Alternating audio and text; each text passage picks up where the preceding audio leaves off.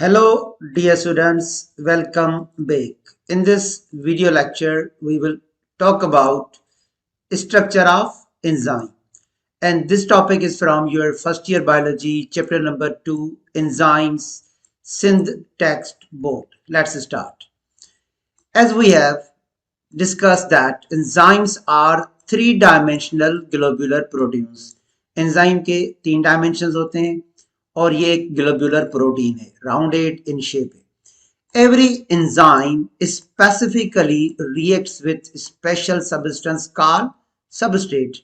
Enzyme अपने action में specific होते हैं, वो एक सबस्ट्रेट से रिएक्ट करते हैं अपनी एक्टिव साइट के through. So what is active site? Each enzyme has a special charge place to fit the substrate called active site. तो हर एंजाइम के पास एक डिम्पल होता है, चार्ज्ड एक स्पेस होता है जिसको एक्टिव साइट भी कहा जाता है, एक्टिव सेंटर भी कहा जाता है और उसका शेप कॉम्प्लीमेंट्री होता है अपने सबस्ट्रेट से, जैसा कि अब आप इस डायग्राम में देख रहे हो. तो ये एंजाइम का एक्टिव साइट है, एक चार्ज्ड डिम्पल है जिससे सबस्ट्रेट बाइंड करता है और एक्टिव साइट को एक्टिव सेंटर भी कहा जाता है और इसका शेप हमेशा अपने सबस्ट्रेट से कॉम्प्लीमेंट्री होता है. उसके बाद हमारे टेक्स्ट बुक में लिखा हुआ है the active site of an enzyme is two reasons, एक बाइंडिंग साइट और दूसरा catalytic site. Binding site active site का वो रीजन है जहां पे amino acids temporary non covalent bond बनाते हैं सबस्ट्रेट से. देखिए डियर स्टूडेंट्स इस डायग्राम को, अब ये सबस्ट्रेट है जिससे इस एंजाइम को रिएक्ट करना है. तो देखें इस एंजाइम के पास एक बाइंडिंग साइट है जो कि एक टेम्पररी बॉन्ड बनाएगा यहाँ पे सबस्ट्रेट के साथ, और दूसरा कैटालाइटिक साइट है जो इस यहाँ पे इस वाली साइट पे रिएक्ट करेगा सबस्ट्रेट के साथ. तो एक बॉन्ड बनाएगा और दूसरा रिएक्ट करेगा. तो बाइंडिंग साइट पे नॉन कोवेलेंट बॉन्ड बनेगा, यहाँ पे सबस्ट्रेट और एंजाइम के बीच में नॉन कोवेलेंट बॉन्ड बनेगा, यूजुअली ये हाइड्रोजन बॉन्ड्स होते हैं. और जो कैटालाइटिक साइट है वो रिएक्ट करेगा. Catalytic site is the site of active site where reaction occurs. तो जहां पे बाइंडिंग हो रही है उसको हम कहेंगे बाइंडिंग साइट, और जहां पे एंजाइम अपने सबस्ट्रेट के साथ रिएक्ट कर रहा है उसको हम कहेंगे कैटालाइटिक साइट. तो अब ये कैटालाइटिक साइट के बारे में लिखा हुआ है. On the other hand some amino acids जो कि एक्टिव साइट में होते हैं are responsible for catalytic activity, therefore it is called catalytic centre. तो जहां पे टेम्पररी बॉन्ड बनेगा वो होगा बाइंडिंग साइट और जहां पे रिएक्शन होगा वो होगा कैटालाइटिक साइट. उसके बाद डियर स्टूडेंट्स स्ट्रक्चरल पार्ट को डिफाइन किया गया है हमारे टेक्स्ट बुक में. Beside active site some enzymes are completely made up of protein. ऐसे एंजाइम्स को हम कहते हैं simple enzymes, while the other enzymes are made up of protein and non-protein part. ऐसे एंजाइम्स को कहा जाता है conjugated enzyme. देखिए डियर स्टूडेंट्स एंजाइम्स के आप एंजाइम को दो टाइप्स में डिवाइड कर दो, एक सिंपल एंजाइम और दूसरा conjugated एंजाइम. ये जो सिंपल एंजाइम्स होते हैं ये सिर्फ और सिर्फ प्रोटीन के बने हुए होते हैं, जैसा कि यहाँ पे लिखा गया है made up of only proteins, जैसे पेप्सिन, जैसे ट्रिप्सिन, जैसे पेपिन और जैसे अमाइलेज. तो इनको नॉन प्रोटीन हेल्पर की जरूरत नहीं होती, लेकिन कुछ को होती है, उन्हें हम कॉन्जुगेटेड एंजाइम्स भी कहते हैं और होलो एंजाइम्स भी कहते हैं. इनके दो पार्ट्स होते हैं, made up of protein part and non protein part. तो डियर स्टूडेंट्स जो कॉन्जुगेटेड एंजाइम होते हैं जिन्हें हम होलो एंजाइम कहते हैं, इनके प्रोटीन पार्ट को कहा जाता है एपो एंजाइम. इनके प्रोटीन पार्ट को कहा जाता है एपो एंजाइम और इनके नॉन प्रोटीन पार्ट को कहा जाता है कोफैक्टर. और कोफैक्टर को मजीद 3 टाइप्स में डिवाइड कर दिया गया है.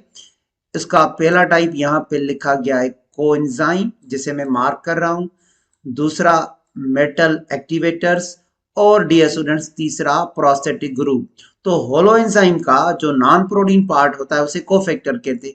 उसको फर्दर डिवाइड कर दिया गया कोएंजाइम्स में, एक्टिवेटर्स में और प्रोस्थेटिक ग्रुप में. अगर हम कोएंजाइम्स की बात करें तो लिखा गया है ये लूजली अटैच्ड होते हैं एंजाइम के साथ, और ये ऑर्गेनिक कंपाउंड्स होते हैं।